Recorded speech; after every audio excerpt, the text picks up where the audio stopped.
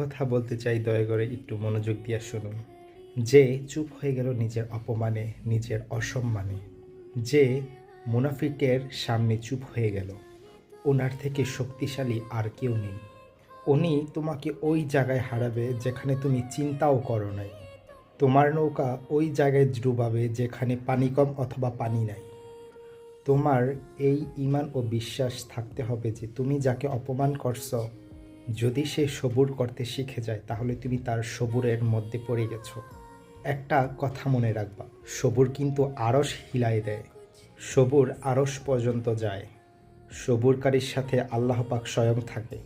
তাই আপনি চাইলেও সবুরকারীকে নিচে নামাতে পারবেন না। অতএব আপনি যাকে অপমান করেছেন বা অসম্মান করেছেন, যদি সে নীরব হয়ে বা চুপ করে থাকে তাহলে আপনি তাকে ভয় পান, কারণ আপনি যা করছেন এর কর্মফল আপনাকে পেতে হবে।